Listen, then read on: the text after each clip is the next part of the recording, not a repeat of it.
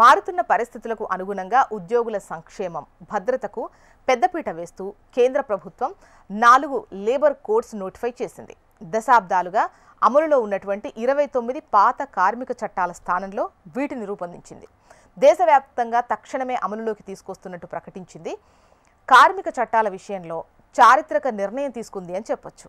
ఈ సంస్కరణలు ఉద్యోగుల సామాజిక భద్రత, మహిళా సాధికారత, సమాన వేతనాలుతో పాటు అసంఘటిత రంగ కార్మికులకు, ప్రధానంగా గిగ్ ప్లాట్ఫామ్ వర్కర్స్కు రక్షణ కల్పించడంలో కీలక మైలురాయిగా చెప్పొచ్చు.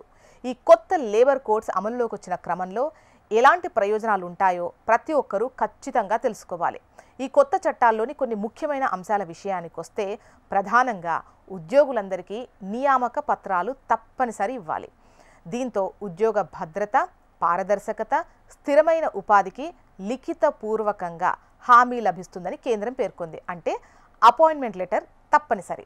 అలాగే గిగ్ ప్లాట్ఫామ్ కార్మికులు సహా ఉద్యోగులందరికీ సామాజిక భద్రత పథకాలైనటువంటి పిఎఫ్, ఈఎస్ఐ, బీమా వంటివి కల్పించాల్సి ఉంటుంది. ఇక ఫిక్స్డ్ టర్మ్ ఉద్యోగులకు ఇకపై శాశ్వత ఉద్యోగులతో సమానంగా అన్ని ప్రయోజనాలు కల్పించాలి. ఎఫ్టీఈ ఉద్యోగులకు 5 సంవత్సరాలకు బదులుగా కేవలం 1 ఏడాది సర్వీస్ పూర్తయిన తర్వాత గ్రాట్యుటీకి అందించాలి. కార్మికులందరికీ కనీస వేతనం అనేది చట్టబద్ధమైన హక్కుగా మారుతుంది. కంపెనీల యజమానులు సకాలంలో వేతనాలు చెల్లించడం తప్పనిసరి. ఐటీ ఉద్యోగులకు నెలలో 7వ తేదీ లోపున వేతనాలు ఇవ్వాలి. బీడీ, సిగరెట్, మైనింగ్ పరిశ్రమల్లో పనిచేసేవారు 8 నుంచి 12 గంటల వరకు పనిచేయొచ్చు. వారానికి 48 గంటలు మించకూడదు. 30 రోజుల పని పూర్తి చేసుకున్నట్లయితే బోనస్ పొందేందుకు అర్హత లభిస్తుంది.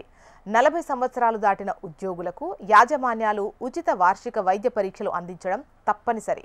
సమాన పనికి సమాన వేతనం తప్పనిసరి. సంస్థలో ట్రాన్స్జెండర్ సహా లింగ వివక్ష చట్టబద్ధంగా నిషేధం. సాధారణ పని గంటలు దాటి పనిచేసినట్టయితే రెగ్యులర్ వేతనానికి రెట్టింపు వేతనం చెల్లించాలి.